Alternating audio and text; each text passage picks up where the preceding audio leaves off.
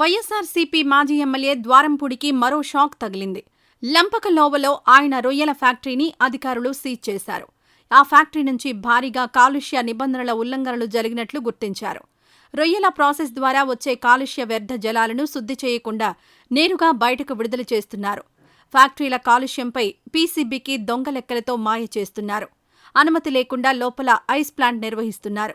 Green belt లేకుండా ఉన్నట్లు మాయ చేసి చూపారు. వీటి ఉల్లంఘనలను అధికారులు తనిఖీల్లో గుర్తించి ఫ్యాక్టరీని సీజ్ చేశారు.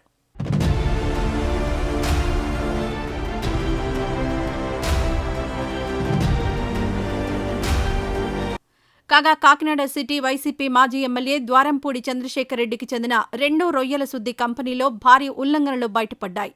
ప్రతిపాడు మండలం లంపకలోవలో నిర్వహిస్తున్న ఫ్యాక్టరీలో అడుగడుగునా కాలుష్య నిబంధనలు అతిక్రమిస్తున్నట్లు కాలుష్య నియంత్రణ మండలి పీసీబీ గుర్తించింది. వీటిని సరిదిద్దుకునేందుకు 3 నెలలు గడువిచ్చినా అతీగతీ లేదు.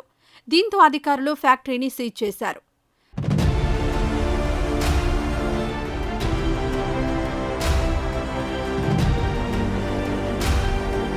జగన్కు అత్యంత సన్నిహితుడైన ద్వారంపూడికి కాకినాడ జిల్లాలో 2 చోట్ల వీరభద్ర ఎక్స్పోర్ట్స్ పేరుతో రొయ్యల కంపెనీలున్నాయి. వీటిలో ఒకటి కాకినాడ సమీపంలోని కరప మండలం గురజనాపల్లిలో ఉంది. దీనిలో భారీగా కాలుష్య నిబంధనలు ఉల్లంఘించారని తేలడంతో ఇటీవల దానిని పీసీబీ సీజ్ చేసింది.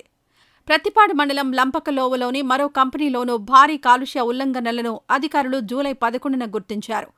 కంపెనీ రియల్ టైం పొల్యూషన్ తెలిపే ఆర్టీపీఎంఎస్ వ్యవస్థను ఏర్పాటు చేయలేదు. సూయేజ్ ట్రీట్మెంట్ ప్లాంట్ ఏర్పాటు చేయకుండా వ్యర్థ జలాలను నేరుగా బయట పంట కాలువల్లోకి వదిలేస్తోంది. ఎంప్లాయెంట్ ట్రీట్మెంట్ ప్లాంట్ లాగ్ బుక్ను జూలైలో తనిఖీ చేయగా కంపెనీ రోజుకు వాడాల్సిన 2059 యూనిట్ల విద్యుత్తులో 200 నుంచి 400 యూనిట్ల వరకు తేడాగా ఉందని, దీనికి కారణం ఈటీపీ వ్యవస్థను వాడకపోవడమేనని తేల్చారు.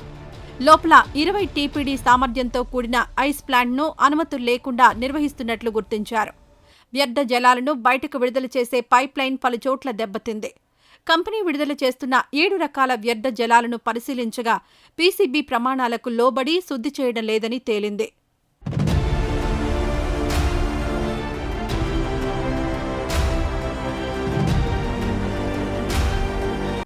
రొయ్యల శుద్ధిలో భాగంగా వచ్చే వ్యర్థాలను డిస్పోజ్ కంపెనీకి ఇవ్వాల్సి ఉండగా చాలా తక్కువ అప్పగించారని, మిగిలిన దాన్ని అనధికారికంగా బయటకు పంపేస్తున్నారని వెల్లడైంది.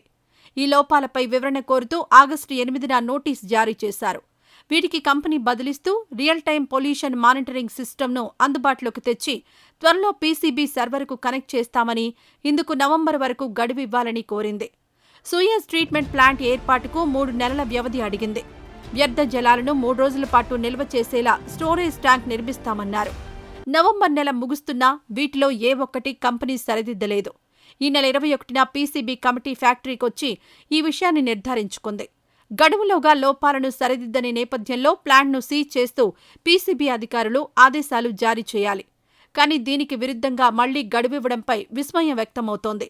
గురజనాపల్లి ప్లాంట్ను ఇదే కారణాలతో సీజ్ చేసిన అధికారులు దానికంటే పెద్దదైన లంపకలోవ ఫ్యాక్టరీ విషయంలో మౌనం దాల్చడం చూస్తే తెర వెనుక ఏదో జరిగిందన్న అనుమానాలు కలుగుతున్నాయి. ఈ వీడియో నచ్చితే లైక్ చేయండి. అలాగే మా ఛానల్ని ఫస్ట్ టైం కనుక చూస్తున్నట్టయితే ఇప్పుడే సబ్స్క్రైబ్ చేసుకుని పక్కనే ఉన్న గంట సింబల్ని యాక్టివేట్ చేసుకోండి. అప్పుడే మేము పెట్టే ప్రతి వీడియో మీకు నోటిఫికేషన్గా వస్తుంది. అలాగే ఈ వీడియో పూర్తిగా చూసినందుకు ధన్యవాదాలు.